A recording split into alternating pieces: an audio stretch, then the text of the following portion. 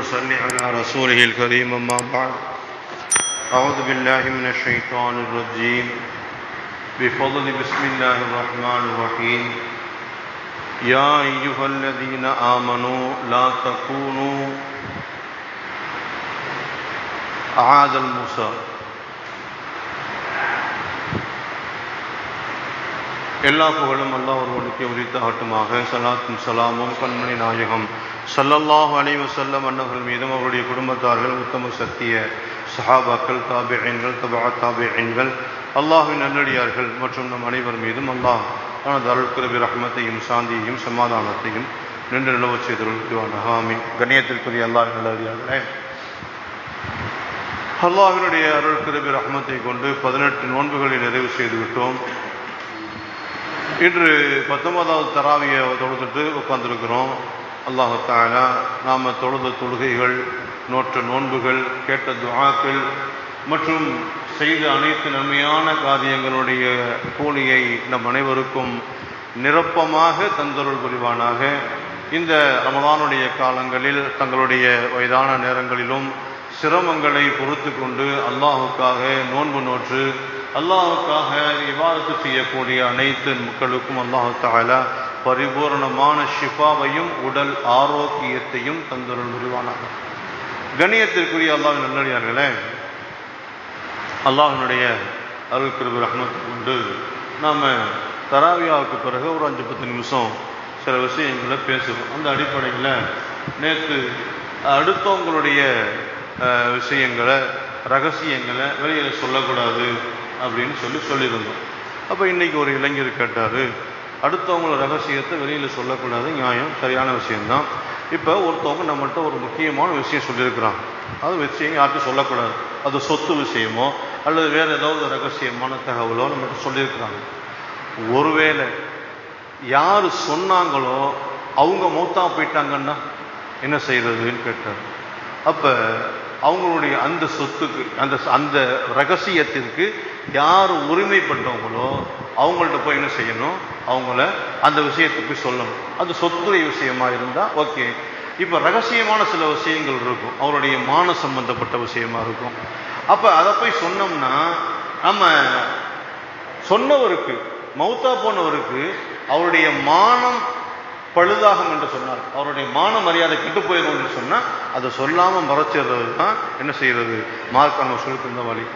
அப்புறம் இன்னொரு விஷயம் கேட்டார், சரி யார்கிட்ட சொல்கிறோமோ, இப்போ ஒருத்தர் என்கிட்ட சொல்கிறார், இப்போ நான் மௌத்தா போயிட்டேன், அந்த ரகசியத்தை வெளியில் சொல்ல முடியாமல் இப்போ அவர் என்ன செய்யணும் அப்படின்னு கேட்குறாரு. இப்போ நான் அது பயப்படுறேன், என்கிட்ட ஒரு விஷயத்தை, ஒரு பொருளை கொடுத்து வச்சுருக்குறாங்க அமானிதமாக, அல்லது என்கிட்ட ஒரு ரகசியத்தை சொல்லி வச்சுருக்குறாங்க, நான் இதை எனக்கு நம்பிக்கைக்கு பாத்திரமான யார்கிட்டையாவது சொல்லி வைக்கலாமான்னு கேட்குறாரு.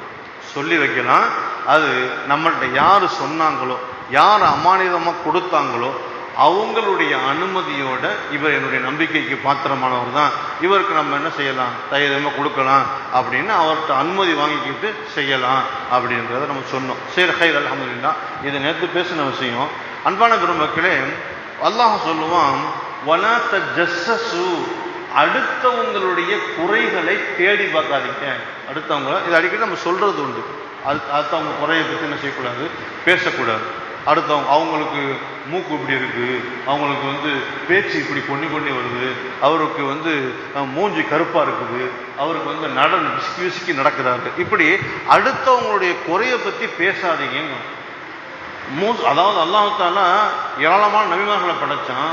அதில் மூசா நபி கவுமுகள் மாதிரி வேறு எந்த கவுமுமே என்ன செய்யலையா, எங்களுடைய நபிமார்களை, ரசூல்மார்களை ரொம்ப டார்ச்சர் கொடுக்கல. அந்த அளவுக்கு மோசமான முறையில் டார்ச்சர் கொடுத்தான். யார்? மூசா நபியுடைய கவுமுகள்.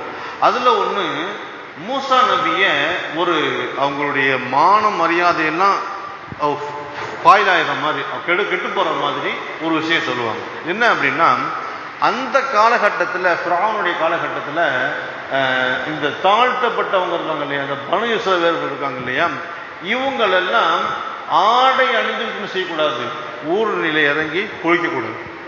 ஆடை இல்லாமல் தான் குளிப்பாங்க அப்போ உள்ள காலகட்டத்தில். நீங்கள் பழைய காலத்து சிலைகள் எல்லாம் பார்த்தீங்கன்னா தெரியும், அந்த நிர்வாணமான முறையில் தான் சிலைகளே வடித்து வச்சிருக்கும். அந்த மாதிரி தான் இப்போ கூட சமீப காலங்களில் பெண்கள் மாறாப்பு இல்லாமல் இருக்கக்கூடிய ஒரு சூழ்நிலையெல்லாம் பார்த்தோம். மாறாப்பு போட்டால் அதுக்கு வரி கட்டணும் அப்படிங்கிற மாதிரியான ஒரு காலகட்டங்கள்லாம் இப்போ உள்ள காலத்தில் கொஞ்ச நாளைக்கு முன்னாடி ஒரு 100-200 வருஷத்துக்கு முன்னாடி எல்லாம் வாழ்ந்ததாக நம்ம என்ன செஞ்சிருக்கோம், சரித்திரங்களை படிக்கிறோம். இப்போ மூசா நபிக்கு என்ன பிரச்சனை வந்தாங்க அப்படின்னா, மூசா நபி அல்லாஹ்வுடைய தூதர் இல்லையா, அல்லாஹ்வுடைய நபி இல்லையா, அவங்க என்ன செய்வாங்க, யாருக்கும் தெரியாம தனியா போய் ரகசியமா குளிப்பாங்க. அவங்க ரகசியமா குளிக்கிறத பார்த்துட்டு என்ன செய்யறாங்க, அந்த ஊர்ல உள்ளவங்க என்ன செஞ்சாங்கன்னா, மூசா நபிக்கு ஏதோ ஒரு பிரச்சனை இருக்குது, அவருக்கு அவருடைய உறுப்புல ஏதோ பிரச்சனை இருக்கு போல இருக்கு, அதனாலதான் அவர் என்ன செஞ்சிடறாரு, தனியா போய் குளிக்கிறாரு அப்படின்னு அவரை அவங்கள ஒரு அசிங்கப்படுத்துற மாதிரி, ஒரு மானபங்கப்படுத்துற மாதிரி ஒரு குறை சொல்ல ஆரம்பிச்சாங்க. அப்ப அல்லாஹ்ட்ட அந்த பொறுப்பு ஒப்படைச்சிட்டாங்க. யாரெல்லாம் இதுக்கு நீ தான் பொறுப்பு, நான் உனக்கு பயந்து தான் என்ன செய்யறேன், தனியா என்ன செய்யறேன், குளிக்கிறேன், மானத்தை காப்பாற்றணுங்கிறதுக்காக இவ்வளவு மோசமா என்னை பேசுறாங்க அப்படின்னு அல்லாஹ்ட்ட பொறுப்பு ஒப்படைச்சிட்டாங்க. ஒரு நல்ல விளைவிக்கிறங்க, ஒருத்தர் நம்ம குறை சொல்றோம் அப்படின்னு சொன்னா அந்த குறை சொல்லப்படக்கூடியவர் அதுக்கு தகுதியானவரா இல்லைன்னா அவருக்கு அங்க அல்லாஹ் தஆலா உதவிக்கு வந்துருவான்.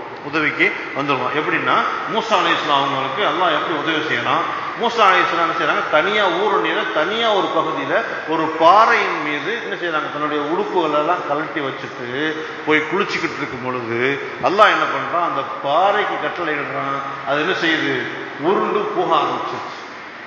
குளிச்சுட்டு வெளியே வரது பார்க்குறாங்க, பாறை உருண்டு போய்கிட்டு இருக்குது. அப்ப என்ன செய்யறாங்க, பாறை இப்படின்னு தன்னுடைய ஆளை மறந்துட்டாங்க, தன்னுடைய நிலைமைய, தன்னுடைய அந்த நிர்வாண கோலத்தை மறந்துடுறாங்க. அப்ப இதை குர்ஆன் அல்லாஹ் சொல்றான். இப்ப என்ன செய்யுது, அந்த பாறை உருண்டு போய் எனக்கு போயுது, இந்த குறை சொன்னாங்கல்ல இவங்க எல்லாம் குளிக்கிற இடத்துல போய் நிக்குது. அப்ப அங்க போய் என்ன செய்யறாங்க, அந்த உறுப்பு எடுத்து மாட்டிடுறாங்க. இப்ப இதை பார்க்கக்கூடிய அவங்க, ஒரு நாளும் பேசுறது தப்பு தான், அவர் சரியாத்தான் இருக்கிறாரு, அவருக்கு எந்த பிரச்சனையும் இல்லை அப்படிங்கிற மாதிரி என்ன செய்யறாங்க, ஒரு தீர்மானத்துக்கு விடுறாங்க. இதுக்கு அப்புறம் தான் அல்லாஹ் தஆலா அந்த மூசா நபியுடைய கௌமுக்கு கடுமையான சோதனைகள் நிறைய தர ஆரம்பிச்சுட்டாங்க. எந்த அளவுக்கு சோதனை தர்றான்னு சொன்னா அது பெரிய நீளமான சரித்திரம். அது குர்ஆன்ல வரிசையா அந்த சரித்திரங்கள் என்ன செய்யலாம், நீங்க படிச்சுக்கிட்டே வரலாம், நிறைய விஷயங்களை நீங்க படிக்கலாம். ஆல இம்ரான் சூரத்தில் நீங்க என்ன செய்யலாம், படிக்கலாம். அதே மாதிரி பக்ராவிலையும் நிறைய விஷயங்கள் என்ன செய்து வருது. மூசா அலைஹிஸ்ஸலாம் அவங்களை பற்றி குர்ஆன் ஷரீஃப் முழுவதும் கிட்டத்தட்ட ஒரு 47 இடங்கள்ல அவங்களுடைய சம்பவங்கள் எல்லாம் சொல்லுவோம். அன்பானவர்களே, நான் சொல்ல வர்றது என்னன்னா, அடுத்தவங்களை குறை சொல்லவே கூடாது.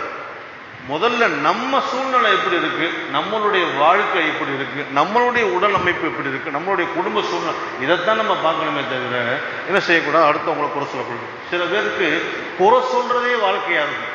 தான் வெளியில வந்துட்டோம்னு சொன்னா யாரையாவது குறை சொல்லணும், யாரையாவது என்ன செஞ்சிடணும், அவங்க செய்வது சரியில்லை. இவங்க சில பேர் என்ன செய்வாங்கன்னா நிர்வாகத்தை குறை சொல்லுவாங்க. என்ன நிர்வாகம் பண்றாங்க, இது என்ன இப்படி இருக்குது, அதை அப்படி பண்றாங்க, இப்படி பண்றாங்க. நிர்வாகத்தை நின்று பார்த்து செஞ்சாதான் செய்யும், அதனுடைய சூழ்நிலைகள் என்ன, கஷ்டங்கள் என்ன அப்படிங்கிறத உணர முடியும். நிர்வாகத்தை குறை சொல்லுவோம். சில பேர் என்ன செய்வாங்கன்னா சுருக்கமா முடிச்சிருக்கோம். சில பேர் என்ன செய்வாங்கன்னு சொன்னா வீட்டில் உள்ள சமையலை குறை சொல்லுவோம். சமையல் என்ன சமையல், டெய்லி எப்ப பார்த்தாலும் ஒன்றும் உப்பு இல்லைன்னு சொல்லி நல்லா தான் இருக்கும்.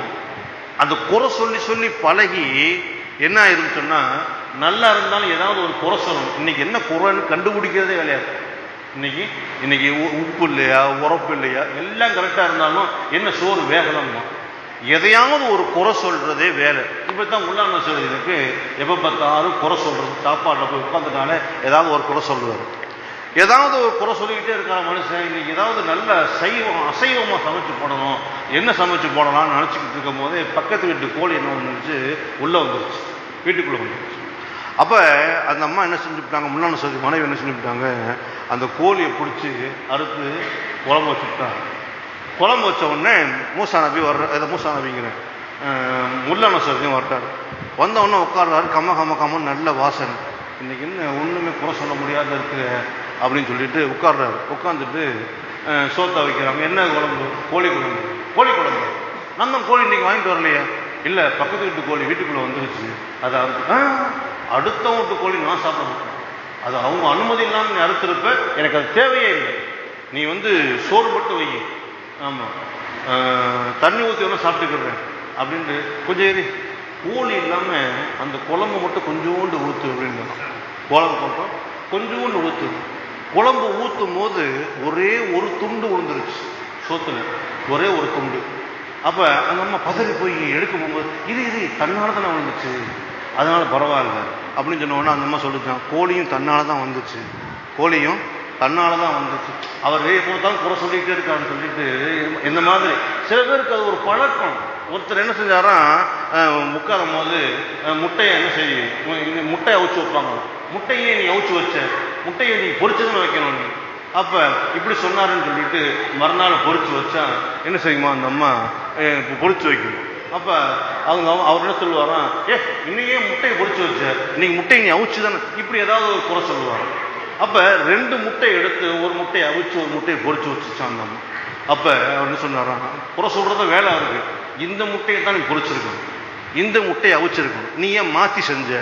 இப்படி குறை சொல்றதுக்கே சில பேருக்கு என்ன செய்வாங்க, அது பழக்கமா வச்சிருப்பாங்க. குறை சொல்றது மார்க்கத்துல கூடாது. எதுவும் திருப்தியை அல்ஹம்துலில்லாஹ் சொல்லிட்டு செய்யணும், சாப்பிட்டுட்டு போயிடணும். அல்ஹம்துலில்லாஹ் அல்லாஹ் தஆலா நம்முடைய வாழ்க்கையில எந்த குறையும் இல்லாமல் வாழக்கூடிய பாக்கியத்தை தந்தருள் புரிவானாக. வாஹிரு தஅவானா அல்ஹம்துலில்லாஹி ரப்பில் ஆலமீன்.